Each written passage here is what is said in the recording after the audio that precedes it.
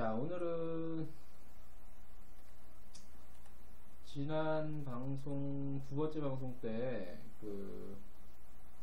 항공에 관련해서 조금 사람들이 잘 모르는 좀 재미있는 얘기를 좀 몇 가지 전해드렸어요. 오늘도 그거 몇 개 좀 전해드리고 한번 전해드리면서 한번 시작해 볼까요?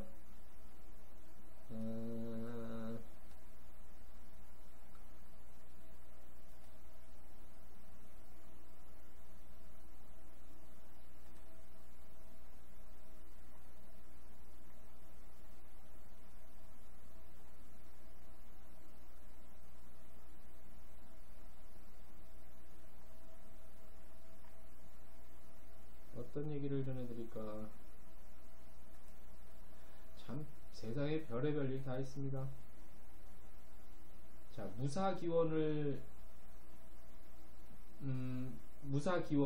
그러니까 항공이 별 탈 없이 잘 뭐라 그러지? 운항될 수 있도록 엔진에다가 동전을 던져서 항공기가 5시간 정도 지연됐다는 소식인데요. 중국 상하이에서 광저우로 출발하는 남방항공 여객기에 탑승하던 한 80대 여성입니다. 할머니가 갑자기 동전 여러 개를 엔진을 향해서 그냥 던졌어요.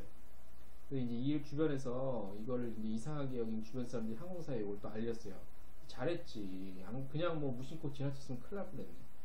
항공사는 엔진에 들어간 동전을 회수하느라 아주 난리법석이 일어났고, 엔진 내부를 세밀하게 조사해야 했고, 이로 인해 항공기는 5시간 지연 출발했다고 합니다. 사진도 있는데 사진을 보여드리려면 좀 시간이 걸릴까봐 안 보여드릴게요.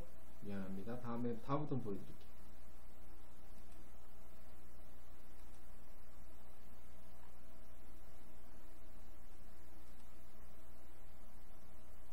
자, 오늘도 재미있고 신기한 항공 상식 몇 가지 알려드리겠습니다.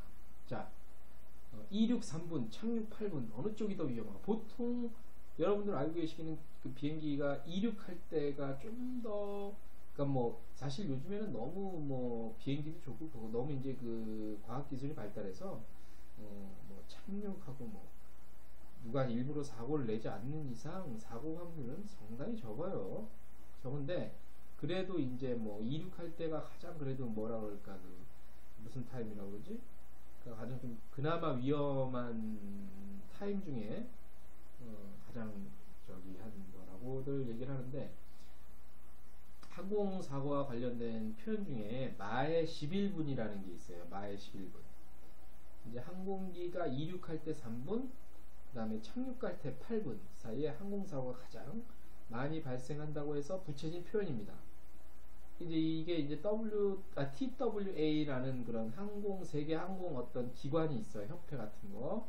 그래서 이제 1959년부터 1970년까지 그 항공사고를 분석을 했는데, 이륙 후에 3분, 그 다음에 착륙 전 8분 동안 항공사고가 가장 많이 발생했다고 합니다. 그래서 이제 이런 말이 나온 거죠.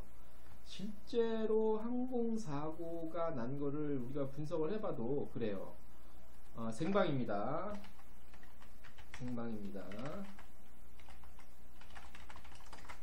감사합니다. 반갑습니다. 럽투진님.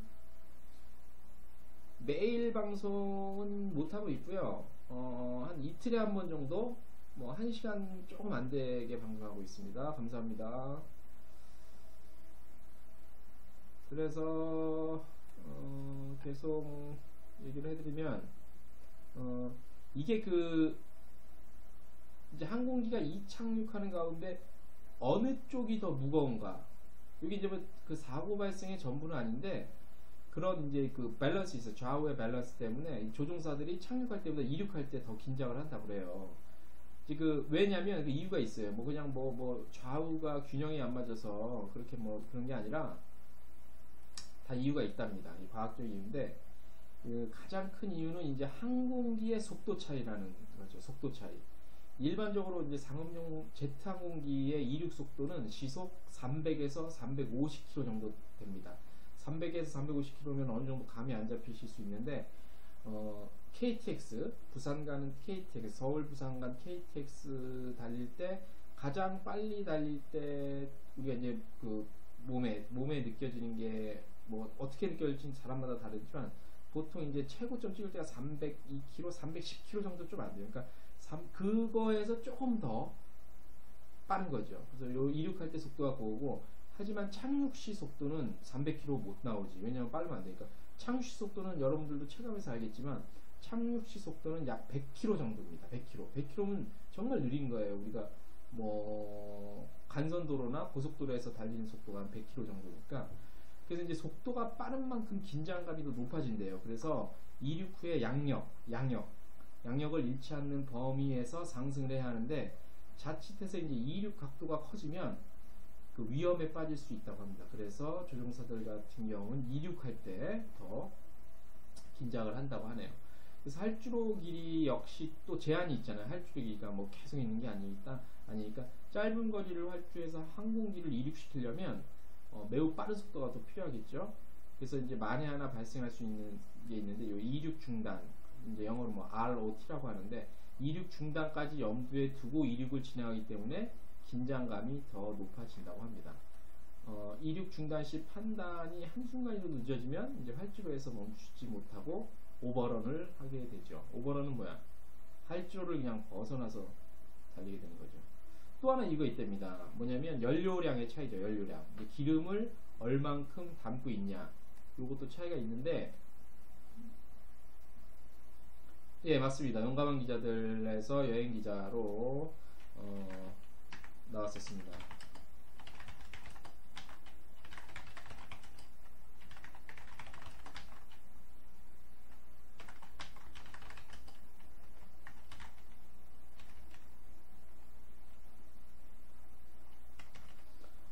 그 다음에 아까 첫 번째 이유는 뭐였죠? 항공기 속도 차이였고, 두 번째가 항공기 연료량입니다. 이제 항공기 총 무게에서 연료가 차지하는 부분이 굉장히 커요. 그러니까 항공기가 우리가 뭐 사람 타고 짐 싣고 또 항공기 자체 무게 그런 거 다 따졌을 때 연료가 차지하는 비중이 굉장히 큰데, 이제 보잉 777 같은 경우는요, 장거리 대형 항공기인데, 요거는 이제 연료를 가득 채우면 무게가 140톤 정도 됩니다. 요 140톤은 항공기 기체 무게와 거의 비슷해요. 그래서 굉장히 무겁고, 그래서 승객과 화물을 가득 채웠을 경우에 다 따졌을 때, 항공기 무게까지 합쳤을 때 보잉 777 기준으로 해서 연료 무게가 무려 30% 정도 돼요. 30%. 굉장히 많은 거죠. 그러니까 이륙할 땐 엄청나게 무거운 거죠. 그래서 이제 또 내릴 때는 30%가 빠진다고 보면 되니까 엄청난 무게입니다. 그래서 이륙 시 충돌 같은 걸 하게 되면, 물론 이런 일은 뭐 정말 드물 정도가 아니라 한 번도 없었지. 이륙 시 충돌은 없었지. 그래서 만약에 그러면 연료 탱크가 손상돼서 폭발이 되겠죠. 그래서 연료를 가득 채운 이륙 단계에서 사고가 났다. 폭발력은 어마어마한. 이게 폭탄이야, 폭탄. 그럼 뭐 이건데, 이렇게 일어난 사고는 한 번도 없어요, 지금까지. 그런가 하면 이제 반면에 착륙 시에는 연료를 우리가 다 쓰잖아요. 그래서 착륙 시 충돌 사고가 발생을 해도 연료 탱크 폭발 위험성은 현저히 낮아져요. 현저히 낮아져도 위험한 게, 그 한 몇 년 전에 샌프란시스코 공항인가? 샌프란시스코 맞나요, 거기가? 아시아나항공이 그 사고가 났잖아요. 그래서 사실 이게 그러니까 이륙을 정상적으로 못해서 그 충격 때문에도 그 인명피해도 있었지만, 사실 그 후에 그 폭발 사고 때문에 사실 피해가 더 큰 거거든요. 그나마 작은 게 이 정도인데, 만약에 이륙 때 그런 사고가 났으면 굉장했겠죠. 그런 일들이 좀 있습니다. 자, 그래서 이제 뭐 아까 말씀드렸다시피 마의 11분, 뜰 때 3분, 착륙 때 8분. 이게 이제 우리가 항공에서의 마의 11분이라고 그래서, 이제 또 어느 정도 지상에 올라가면, 하늘로 올라가면 이제 그 지금 생각이 안 나는데, 그 또 밑에서 받쳐주는 힘이 있어요. 그 과학적 표현인데 전문 용어인데 제가 그걸 좀 몰라서 지금 생각이 안 나서. 부력 말고 있잖아. 그 양력이야 뭐야? 추진력 말고 양력인가 그게? 그것 때문에 뭐 그렇게 위험하지는 않고.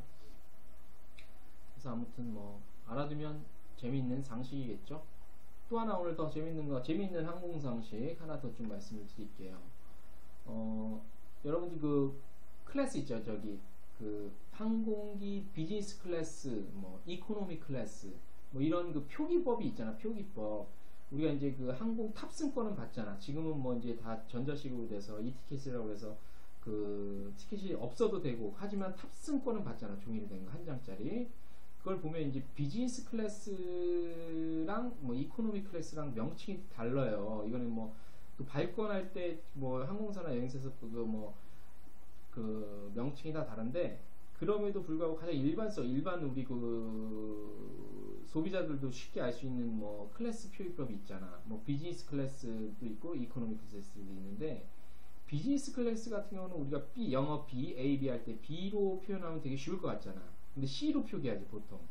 근데 뭐 대부분의 많은 사람들이 비즈니스 요즘에 많이 타시기도 하지만, 그래도 뭐 70-80% 이상은 이코노미 타니까. 근데 이제 비즈니스 그래도 클래스를 가끔 타게 되고, 이제 보면은 비즈니스 클래스가 뭐 B라고 적혀 있을 줄 알았는데 C라고 적혀, 그죠? C라고 적혀 있는 게 비즈니스 클래스야. 이코노미 클래스는 또 달라. 이코노미 클래스는 또 E 이렇게 적혀 있는데, 명칭이 비롯된, 그러니까 명칭, 뭐 이코노미 비즈니스 퍼스트 클래스에 명칭이 이게 유래가 된 게 있어요. 유래가 된 게. 예를 들어서 처음에 이제 이코노미 클래스 같은 경우에, 원래 이코노미 클래스의 전신이라고 해서 전에 쓰던 명칭은 투어리스트 클래스였어요. 투어리스트 클래스. 원래 투어리스트 클래스라는 명칭은 뭐냐면, 선박 운임, 또 클래스에서 비롯된 건데, 항공기나 관련 서비스의 각종 명칭이 이제 선박이랑 또 관련 업계에서 비롯된 거죠. 원래는 이렇게 해서 이제 원래 투어리스트 클래스 이렇게 해서 이코노미스 클래스의 그 명칭의 유래는 이렇고, 18세기 같은 경우 이제 선박 교통에서는 그 별도의 공간을 제공하는 고급 캐빈 클래스와 또 이제 값싼 요금의 3등석으로 나뉘었었죠. 18세기 때부터 시작이 됐는데, 우리가 그 뭐죠? 타이타닉 영화 보면 그때 배잖아, 배, 선박. 이것도 보면 이제 뭐 그 부자들이랑 그 뭐 그 주인공 그 디카프리오 같은 경우 이제 또 이렇게 그 제일 말단석에 타잖아, 3등석. 그런 것처럼 18세기 때부터 있었어요. 18세기 때부터 있었는데, 이제 1920년 정도에 들어서면서 장거리 선박교통에서 3등석이 나왔어요. 요 1920년 되면은 이제 타이타닉 고 앞뒤 전후 그때쯤이지. 그래서 이제 완전 그때 이제 뭐 1등석, 2등석, 3등석의 이런 개념이었는데, 그 다음 그 1920년대 이후에는 이제 좀 더 어떤 뭐라 그럴까, 나은 서비스? 뭐 보다 나은 서비스라고 하기는 조금 뭐 그런데, 아무튼 좀 사실 이게 근데 뭐 선박회사나 항공사의 편이야. 자기네들 뭐 1등석, 2등석, 3등석 숫자로 구분되면 왠지 뭐 좀 이렇게 막 뭐라 그럴까, 구별돼 보이고 막 차별 두는 것 같아서 이건 이름을 이게 사실 갖다 붙인 거거든. 그때부터 이제 등장한 게 투어리스트 클래스였어요. 투어리스트 클래스는 지금의 항공기의 이코노미 클래스라고 보면 되고, 요건 이제 지금까지 예측하는 선박교통에서 주로 통용이 되던 거고, 항공은 좀 이후부터 이제 좀 나왔잖아요. 그래서 1940년대까지 그 항공운임이 비교적 고가였죠, 그때는. 그래서 이제 그 당시에 항공사가 있었어. 이제 펜암이라는 항공사, PANAM이라는 펜암 항공 같은 경우는 기존 다른 항공사보다는 20% 정도 저렴한 항공 운임을 선보였는데, 요게 이제 투어리스트 클래스를 선보인 거예요, 여기서. 그래서 요게 이제 인기를 끌면서 국제항공운송협회라고 있어요. 아이다타라고. 거기서 이제 공식화되면서 대서양 횡단 운임으로 당당하게 이제 자리를 잡았지. 요게 이제 일반화된 거지. 그래서 요런 운임 경쟁이 가속화되면서 투어리스트보다 더 저렴한 운임이 필요했는데, 요 투어리스트 운임보다 저렴해서 나온 게 지금의 이코노미 클래스라는 거지. 뭐 그건 뭐 중요한 거 아니야. 아무튼 유래는 그렇다 치고, 이제 비즈니스 클래스 표기가 B가 아닌 C로 된 이유를 제가 좀 말씀을 드릴게요. B가 아닌 C. 70년대 대형 항공기가 굉장히 많이 등장하죠. 그 다음에 이제 뭐 항공교통이 굉장히 일반화되죠. 우리나라는 그때는 아니었지만, 그때는 뭐 못 사는 나라였으니까. 뭐 미국이나 유럽 선진국에서는 뭐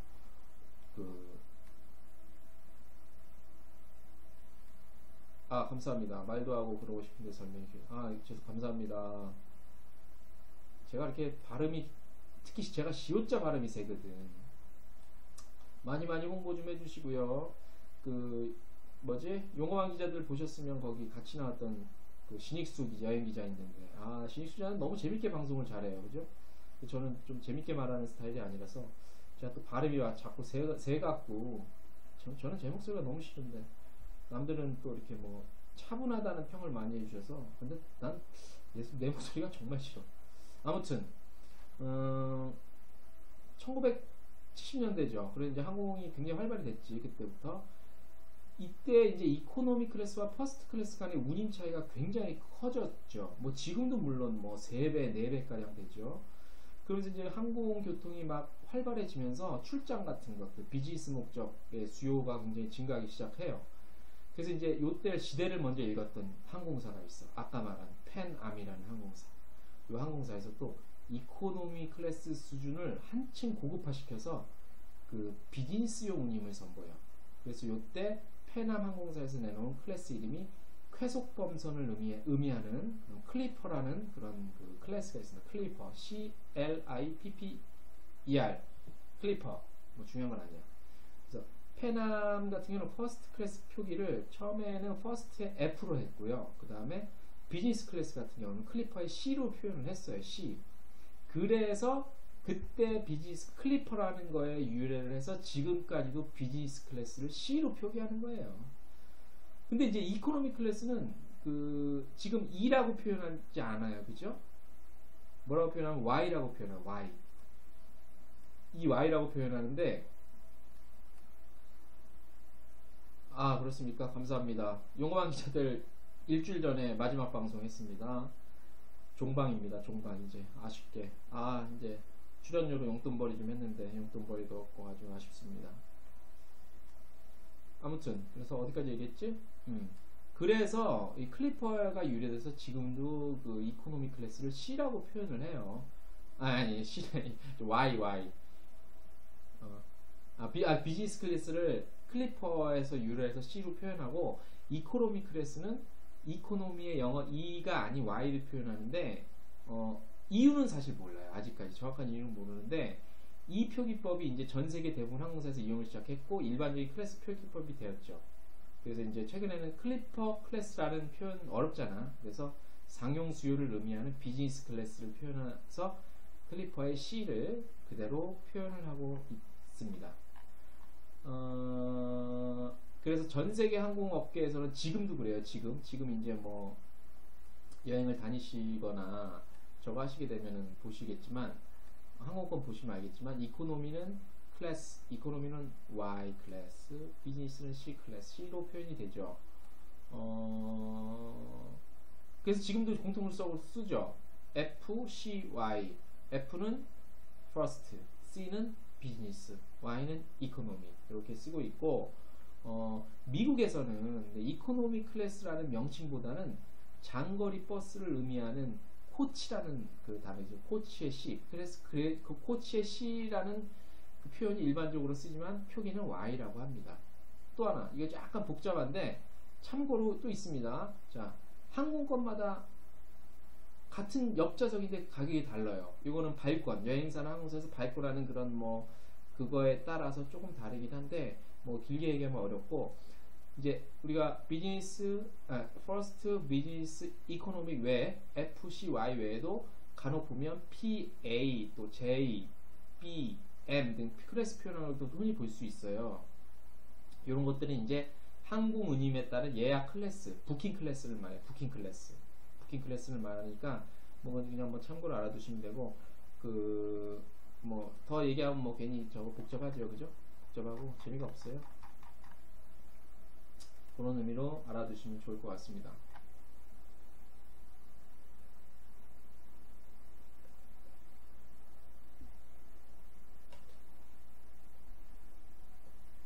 자, 또 하나 재밌는 거 얘기해 드릴까요? 승무원이 원하는 승객의 행동 12가지. 뭐냐면, 비즈니스 인사이더라는 그 매체가 있습니다. 매체에서 승무원이 승객을 대상으로 하지 말았으면 하는 21가지, 12가지가 아니구나. 21가지를 조사를 했는데, 첫 번째, 이거 핵심은 뭐냐면, 승무원만의 입장에서입니다. 물론 대부분의 항공사들이 서비스를 중요시 여기기 때문에 승무원들이 최선의 서비스를 제공을 하고 있죠. 하지만 그들도 인간인지라 그 승객들이 하지 말았으면 하는 행동의 핵심은 뭐냐면 나를 귀찮게 하지 마세요입니다.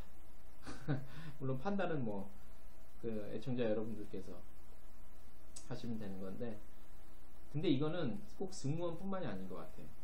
내가 봐도 꼭 그런 사람들이 있어요. 항공 타면 진짜 마음에 안 드는 사람들. 물론 사람마다 차이는 있을 것 같아요. 왜냐하면 저 같은 경우는 조금 예민한 편이라 뭐 옆에 앞에 이렇게 앉은 사람들이 막 이렇게 굉장히 막 이렇게 거슬리게 하면 굉장히 신경이 쓰이거든. 근데 뭐 각자 차이는 있을 수 있는데, 작은 소지품을 선반에 놓는 사람들, 이런 사람들 되게 짜증나게 한다네. 왜 그럴까? 왜냐면 가서 또 도와줘야 되니까 뭐 그럴 수도 있겠다. 그 다음에 승무원의 웰컴 인사에 무반응인 사람들. 왜 비행기 타면 이제 승무원들이 인사해 주잖아요. 뭐 안녕하세요. 뭐 외국 항공사 타면 하이 뭐 굿모닝 아침 뭐 하고, 한국 항공사는 안녕 어서 오십시오 뭐 하는데, 이 승무원의 인사에 한마디 대응도 안 하고 무반응하는 사람들이 있죠, 그죠? 저도 가끔 그런데 그런 사람들은 또 되게 싫어한대네. 자, 그 다음에 적절하지 않은 타이밍. 이게 뭐냐면 다 마시는 음료수 컵을 좀 나중에 줬으면 좋겠는데 한참 그러니까 서빙 서비스 하고 있는데 그거 치워달라고 하는 사람 있죠. 나도 그랬어. 왜냐면 자기 앞에 놓으면 불편하거든. 그렇지. 그거 싫어하는 사람들. 그 다음에 야, 이런 사람은 요즘에 없는데, 벽이나 좌석 등받이에 발을 올리는 행위. 야, 기내벽에 발을 떡하니 올리는, 이거는 요즘 이런 사람 없어. 이건 좀 심했다. 그 다음에 뭐가 있어요? 라고 물어보는 손님이랍니다. 음료 종류가 어떤 게 있는지도 모르니 물어볼 수도 있겠지만 매번 말하는 것도 좀 귀찮은 모양이지. 뭐 그런 것들 싫어하고, 그 다음에 자기 소지품 챙기지 않는 사람 싫어한대요. 요거 웃기겠다. 아무 때나 울리는 호출 버튼. 비행기가 상승, 하강, 또는 이제 터뷸런스가 있을 때도 승무원도 자리에 앉아 있어야 하는데, 이때 울리는 승객, 그러니까 호출을 울리는 승객이 있나봐요. 진상이지 뭐. 그 다음에 원하는 기내식 선택 못했다고 세상 종말이 오는 것처럼 여기는 승객. 그걸 또 짜증난다고 하네. 맨발의 청춘. 이건 뭐냐면 항공기 기내바닥이 굉장히 사실 더러워요. 근데 이것도 모르고 맨발로 다니는 사람들이 있죠. 한국 사람 사실 안 그래. 한국 사람 안 그래. 내가 타봐도 한국 사람 뭐 좀 나이 드신 부모님들, 감사합니다. 영광 기자들 팬이셨군요. 감사합니다. 많이 홍보 좀 해주십시오. 이게 여기 아프리카 TV 방송에 조금 집중해 보려고 그래요. 예전에 시험 방송을 몇 번 했는데 시간도 안 맞고 그래서 컨셉도 잘 못 잡고 그래서 지금 화질도 별로 안 좋죠. 뭐 여러 가지 뭐 컴퓨터 사양도 좀 안 받쳐주는 것 같아서 이거 개선해 나갈 테니까 주위에 많이 홍보 좀 해주십시오. 럽투지님 감사합니다. 여러분들의 홍보가 저를 더 재밌는 방송으로, 여행 관련 정보, 상품, 여행 많이 가시는지 모르겠네요. 여행 관련 상품, 프로모션, 항공특가, 제가 굉장히 빨리 알 수 있거든요. 현지 기자랑 항공사 같은 데서 정보가 빨리 오니까 많이 방송 통해서 빨리빨리 알려드리겠습니다. 이어서 손가락으로 호출하는 사람들 되게 싫어한다네요. 또 이것도 있어. 갤러리에서 요가. 좁은 좌석에 오래 앉아있으면 몸이 찌뿌둥하죠. 근데 이제 기내 통로에서 스트레칭 하는 것은 필요하지만, 그 승무원들이 일해야 하는 곳이 그 장소 있잖아요. 커튼 쫙 치고 가서 뭐 음료 준비하고 저거 서비스 준비하는 곳이 갤리라고 해요. 갤리. 전문용어로 갤리. 갤러리랑 비슷해. 갤리. G-A-L-L-E-Y. 갤리라는데 여기서 스트레치 하는 사람 있죠. 그런 사람들도 짜증 난다고 합니다. 뭘 또 그걸 짜증나지. 그럴 수도 있지. 뭐 장거리 가봐. 그 좁은데 앉아봐. 나도 그러고 싶지 않아.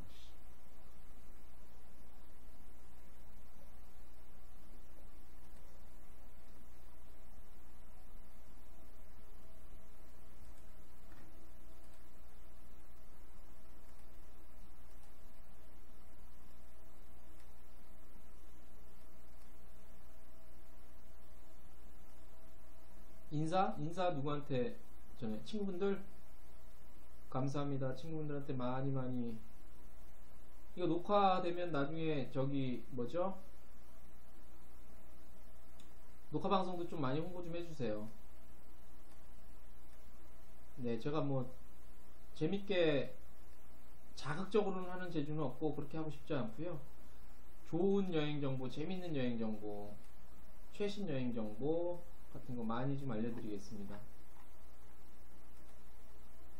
제 자랑이 아니라 좋은 정보에 접근할 수 있는 위치에 또 하는 일이 그러다 보니까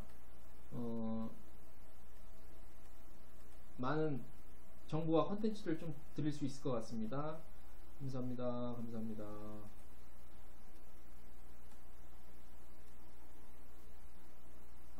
들어와 계신 분들이 있으니까 좋네요.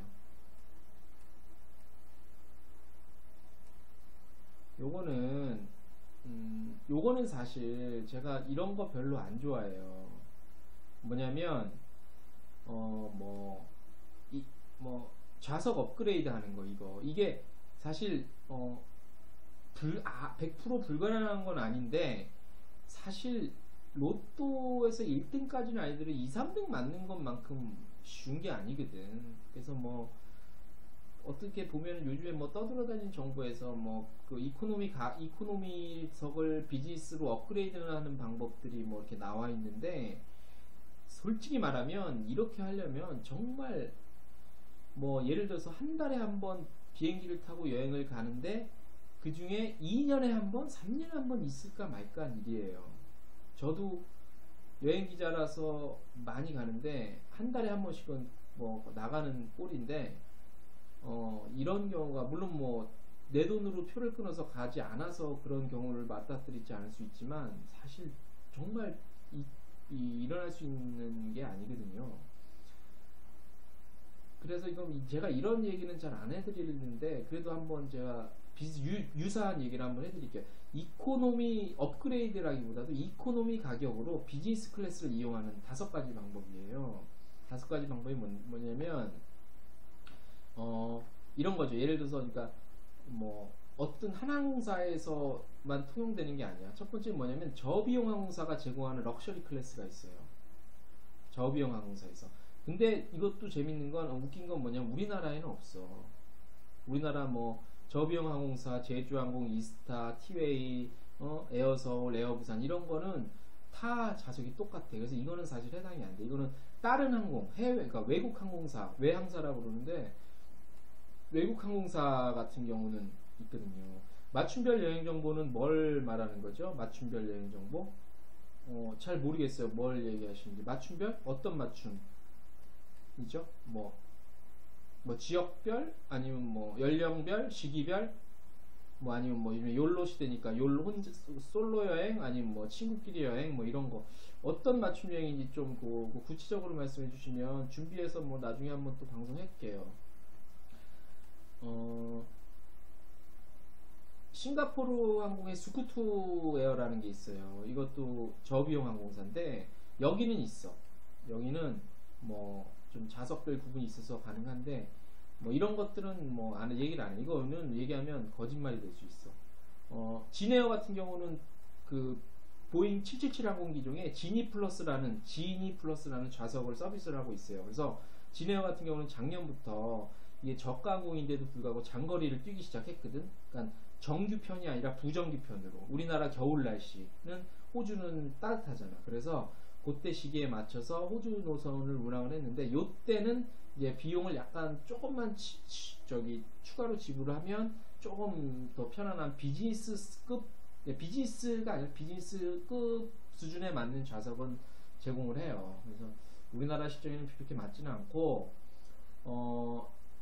그나마 좀 할 수 있는 게 뭐냐면 항공사의 뉴스레터가 있어요. 항공사에서 회원을 가입하면 정기적으로 또는 비정기적으로 항공사의 상품이라든지 소식, 이벤트 등 담겨진 뉴스레터를 보내주는데 이런 이벤트 그거를 이제 정기로 받아보기를 신청하면 여기 공짜 항공권이나 얼리버드 요금 있지 이런 거 스페셜한 가격 정보들을 가장 빨리 접할 수 있어요. 그래서 이런 접하면 이제 좋은 가격으로 비즈니스 클래스를 접할 수 있고요. 또 온라인 업그레이드 경매라는 게 있어. 이코노미 클래스를 구입하고 나서 남은 비즈니스 클래스가 있을 거 아니야? 그 좌석을 경매에 부치하는 항공사가 꽤 있어. 근데 아쉽게도 이건 한국 항공사는 해당이 안 돼. 그나마 있는 데가 뭐냐면 여러분들 혹시 아실 수 있는 루프트한자라고 하는 독일 항공, 독일 거, 그 다음에 캐세이 퍼시픽, 요거 우리나라에서는 요거는 좀 알지 일반 사람들. 그 다음에 버진 오스트레일리아, 요건 잘 모르는 항공사지 한국 사람들이. 그다음에 호주의 국영항공사 판타스 항공사에서도 이런 거 하는데 대한항공이나 아시아나에서 하지 않으면 사실 우리나라 사람들한테도 크게 큰 정보는 되지는 않을 것 같아요. 그죠? 그래서 뭐 알아두시면 좋을 것 같고, 항공사 회원으로 가입하면 제공하는 마일리지 있잖아요. 마일리지 이후에 이제 비즈니스 클래스 업그레이드 효과 등이 있는데, 이런 거 마일리지 업그레이드 하는 건 누구나 알고 있는 얘기잖아요. 그죠? 마일리지 업그레이드.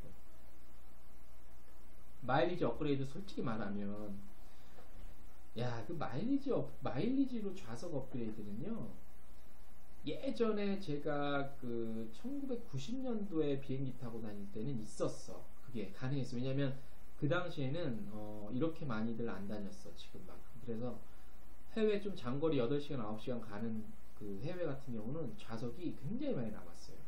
특히 이코노미도 남았으니 비즈니스 오직 하겠어요. 그래서 그렇게 될 수 있는 경우가 있는데 지금은 힘들어요. 지금은 한국 사람들이 너무 많이 가요.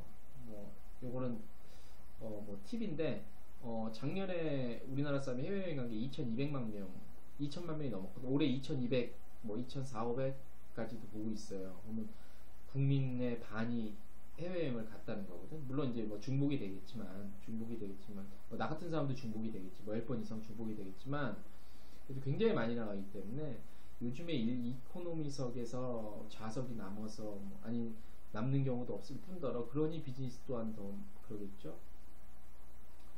그 다음에 이제 이건 뭐 매너에 대한 문제인데 업그레이드 하고 싶으면 뭐 친절하고 젠틀하게 하는 게 좋겠죠. 부탁을 할 품위 있게 보이는 것도 뭐 스레빠 질질 끌고 가서 업그레이드 해주세요라고 하면 누가 해주고 싶겠어요? 다 사람이 하는 일이기 때문에 뭐 그런 것들은 뭐 이미 다 알려진 뭐 얘기도 있었고 그래서 그런 것들을 조금 참고를 하시면 좋을 것 같고요.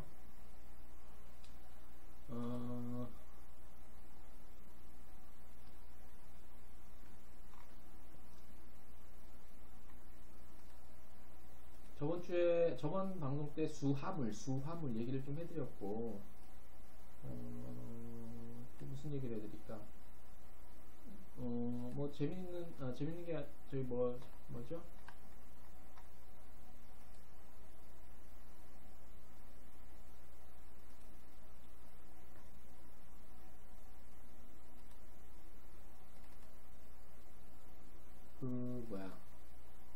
갑자기 생각이 안 나네. 러프지님 맞춤별 여행 정보 뭔지 좀 말씀해 주시면 여기 채팅창에 남겨주시면 제가 좀 준비를 해서 좀 구체적으로 또 말씀해 드릴 수 있을 것 같은데 오늘은 좀 힘들고 오늘 나도 좀 어떻게 뭐 갑자기 찾을 수는 없으니까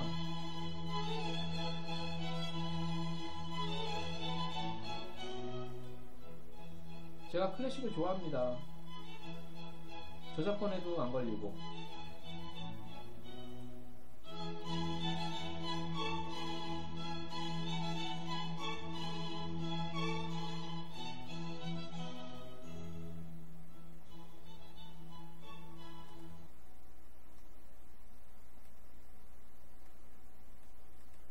자, 따끈따끈한 정보 하나 드릴게.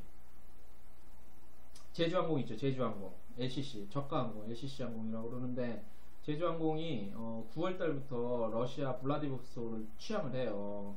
블라디보스토크면 2시간 정도면은 갈 수 있는 유럽의 분위기를 느낄 수 있는 곳입니다. 제가 작년에 다녀왔는데 블라디보스토크 취항을 해서 9일이면 뭔지야. 내일부터 8월 27일까지 파격 할인 특가 프로모션을 합니다. 파격 할인 특가. 자, 블라디보스톡은 가까 러시아죠. 가까 우리 그 독립운동 하던 곳 그 유적지도 많이 남아 있어요. 굉장히 괜찮아. 뭐 깨끗한 곳은 아닌데 유럽의 분위기를 한층 느낄 수 있는 곳이에요. 그래서 8월 20일까지 할인 특가 하는데 세금이랑 유료할증료 포함해서 편도 62,000원. 왕복이면 얼마죠? 세금 다 합치니까 120,000원 정도인데 120,000원에 유럽의 분위기를 느낄 수 있는 블라디보스톡을 갔다 올 수 있습니다. 내일부터 파격 특가 프로모션이고요. 27일까지. 탑승일은 9월 29일부터 10월 28일까지. 요때 탈 수 있어. 요때 탈 수 있어. 추석 연휴 때 딱 가면 좋겠다. 추석 연휴 때. 항공권 예매는요, 언제부터냐면, 내일부터, 안녕하십니까. 준호뷰링님. 반갑습니다. 용어왕 기자들, 그래서 여행 전문 기자로 출연했던 이정민 기자입니다. 여행 정보, 여행에 관한 모든 것들을 알려드리고 있습니다. 그래서 그 제주항공 프로모션 특가 내일부터 시작합니다. 블라디보스톡 요 특가 항공권 외에도 홈페이지 제주항공 홈페이지 보시면 블라디보스톡 현지 호텔이랑 사파리 투어 상품 할인 판매합니다.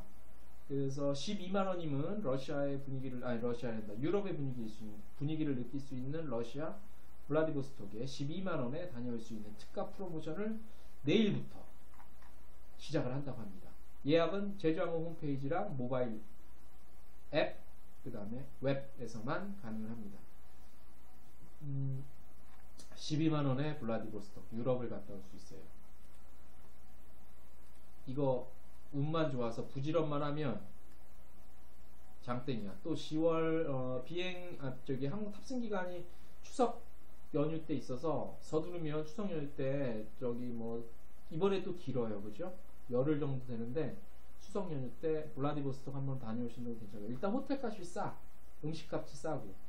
그 다음에 우리나라 그 독립운동가들 유적지들이 좀 있어. 유적지라고 얘기하면 좀 그런데 독립운동가들이 그 활동했던 그런 유적지 좀 장소들이 있어서 제가 다녀왔는데 조금 찐해요.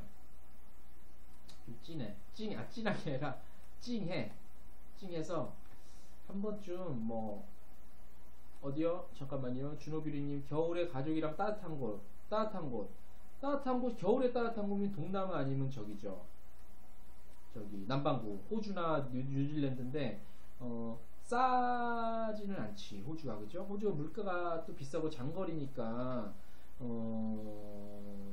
동남아보다는 비싸죠. 현지 가서 쓰는 게. 근데 하나 팁을 말씀드리면 아까 제가 잠깐 말씀드렸는데 진에어 있잖아. 진에어 적강사에서 올해도 호주의 그 단발성으로 해요. 그 동계기 한국의 동계기간 때 정확한 날짜는 찾아봐야 하는데 작년에도 했거든. 전세기 그 항공권을 좀 아낄 수 있죠. 그죠? 대한항공이나 아시아나 타는 것보다 진에어 타면 항공권을 좀 아낄 수 있어요.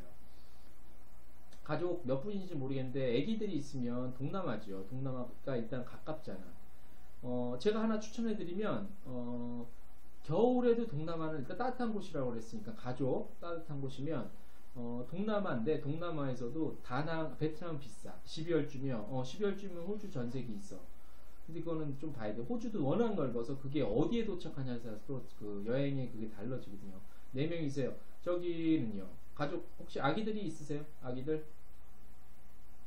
아기들이 저 둘째가 저는 7살인데 첫째가 고등학생이에요. 근데 둘째가 7살인데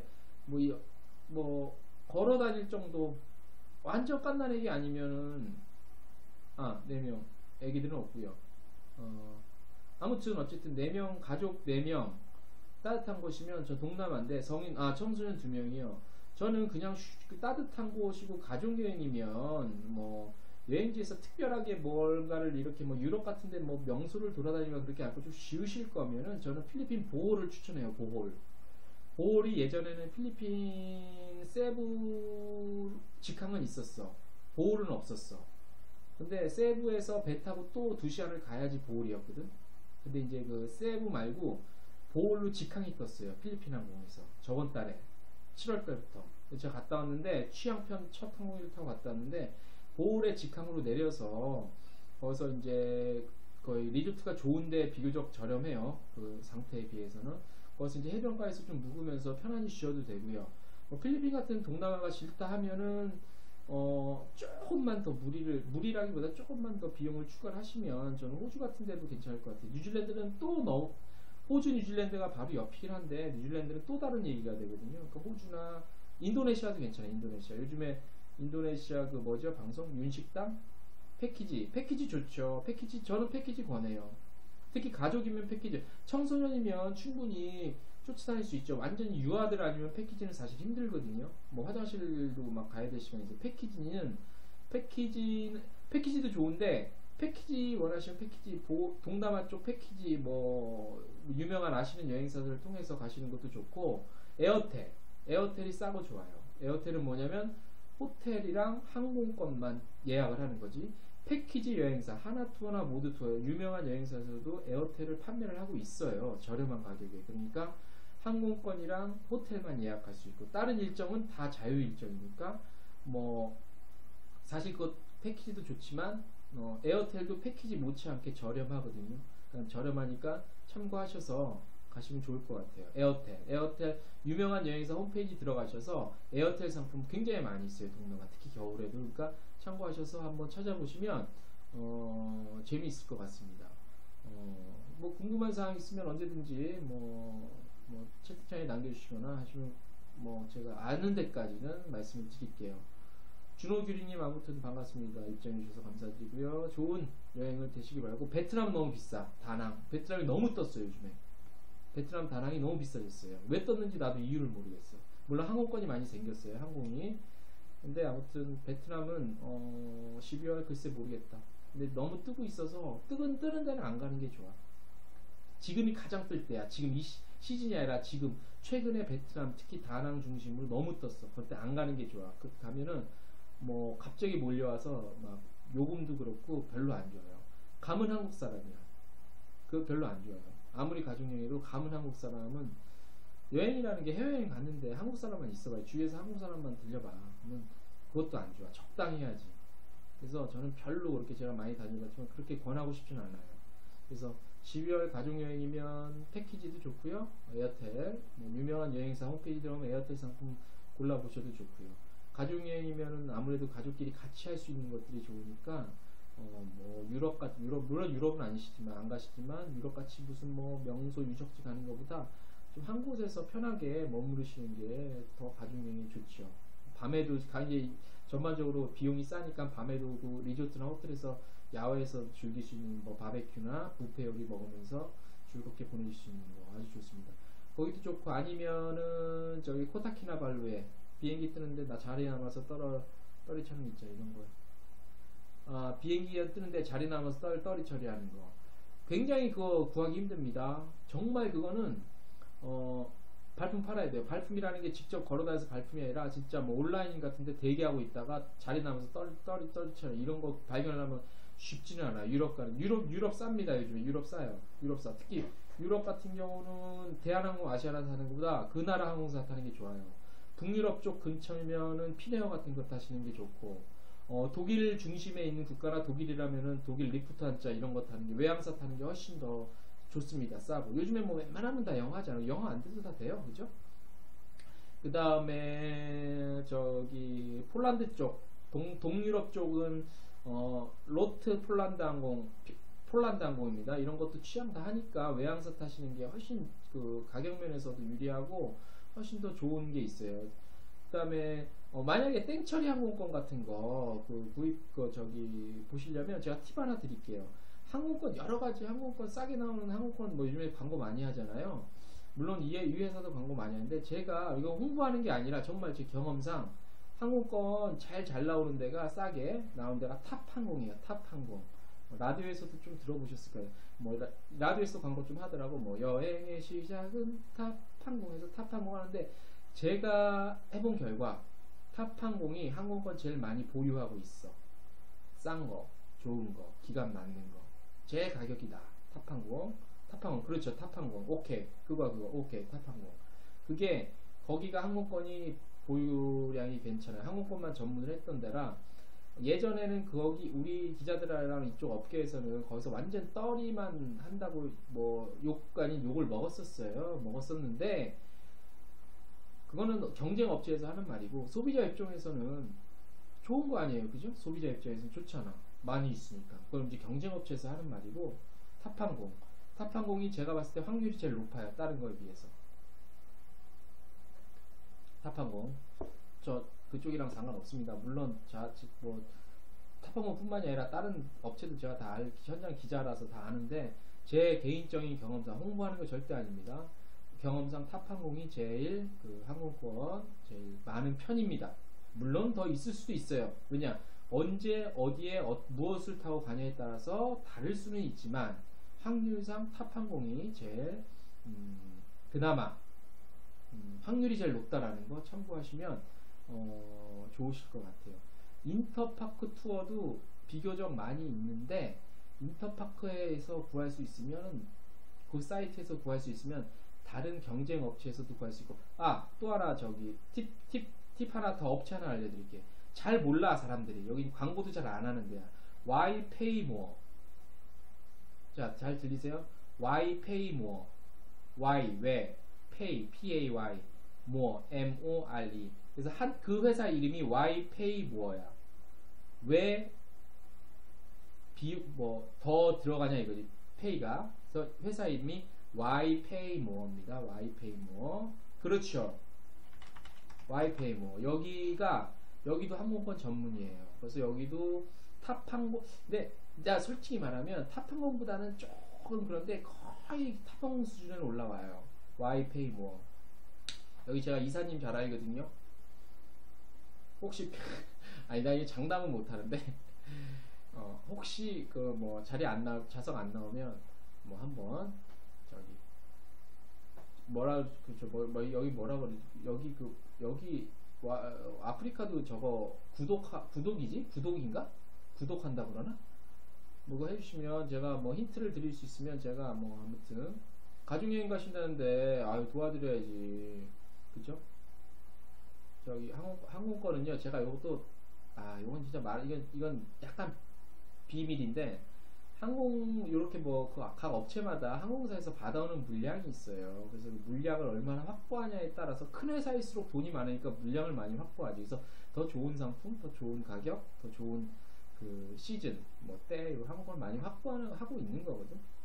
근데 이제 아빠가 앞서 말한 그 탑항공 YPMO는 이제 그동안의 경험이 있어서 좋은 좌석, 싼 가격에 많이 갖고 있어요. 일종의 도매소매라고 보면 돼.